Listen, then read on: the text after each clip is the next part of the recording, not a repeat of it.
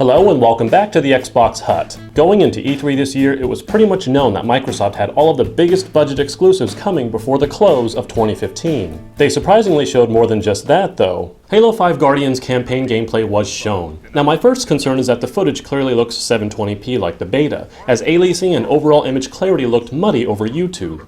I hope they manage 900p by launch, considering Halo 4 Remastered is 1080p 60 and looks only marginally worse. Nonetheless, I was so impressed by Halo 4 that Halo 5 is a must-have as an Xbox One owner. That and Warzone made me very happy, having the type of large battlefield in action I like. What's better is that it's actually 12 versus CPUs, so it's going to be undoubtedly where a lot of my hours in multiplayer go. Necessary purchase. ReCore was premiered for the first time, created by both Inafune of Mega Man fame and devs of Metroid Prime fame. No core gameplay was shown, but we're talking Metroid Prime devs and Mega Man's creator. Western meets Japanese. Of course, it's also an Xbox One exclusive, and it's coming in 2016. On the radar, Xbox 360 backwards compatibility was announced to obvious crowd cheering. Here's the thing that needs to be clarified though, it's purely software emulation. This means they have to slowly announce compatible titles that have been coded, and when you put in your Xbox 360 disc of a compatible game, it will download the full digital title to your system to be played. Naturally, the current list is already posted and will continue to grow over time. The silver lining here? It's completely free. Yeah, that pretty much threw a wrench into PlayStation Now, which is a subscription service for last-gen games streamed over the internet. Good move, Microsoft. Good move. Forza Motorsport 6 was finally revealed by lowering a supercar into the audience. Yep, they lowered a 2016 Ford GT down from the ceiling onto the platform.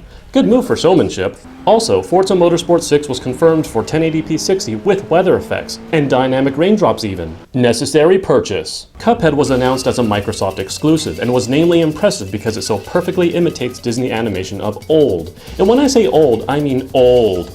You're seeing what I mean, right?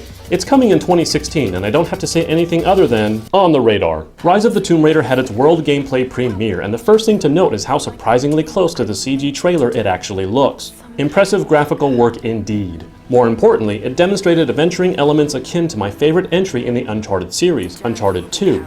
This is shaping up to be the game I wanted Uncharted 3 to be since that entry left me disappointed.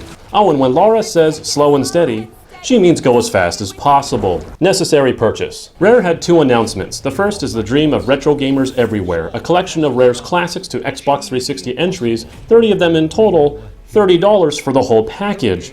Yep, just $30 for 30 Rare games ranging from Battletoads to Perfect Dark to Banjo-Kazooie nuts and bolts. It is an unquestionably good value, and inarguably puts Nintendo's own virtual console pricing to absolute shame. Necessary purchase for any classic Rare fans. The other announcement was Sea of Thieves, a surprisingly Rare-flavored game from Rare, and a multiplayer adventure game. Unfortunately, not much info was given other than 2016, so for now, I'll keep my eye on it. More Fable Legends was shown, and while I can't say much on it based on what was shown, the key note here is that it's not only free to play, but also a cross-platform multiplayer title, allowing play between Xbox One and Windows 10 PCs. It seems Microsoft is slowly but surely getting a grasp on the PC market. A very smart move. I'll keep my eye on it. Oh yeah, on the topic of cross-platform, did I mention they announced that Fallout 4 PC mods will be compatible with the Xbox One version? Another very smart move, one that's bound to benefit Microsoft down the road in the PC gaming space. Gears of War 4 was finally shown off, and while everything took place at night, it looked to be pretty standard fare for Gears fans.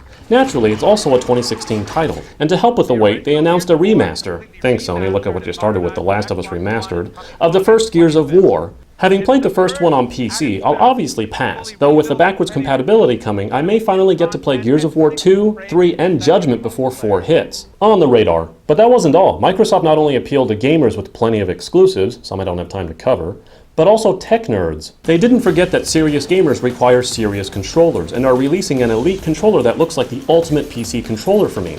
Unfortunately, much like I expected, with all of that high-tech customization comes a substantial cost, a whopping $150. Again, serious gamers only. They also showed off HoloLens using Minecraft, and without going too in-depth on it, let's just say it's a lot cooler than just a gimmick, and has a potentially wider audience and application than gaming. All in all, Microsoft delivered, and delivered on all fronts. Games, namely exclusives, for the gamers, and hardware for tech-savvy nerds. No one in electronic entertainment was left out of Microsoft's conference, and that, my friends, is a solid conference. That's it for today. Subscribe for more Xbox One content patched into your brain. See you next time on the Xbox Hut.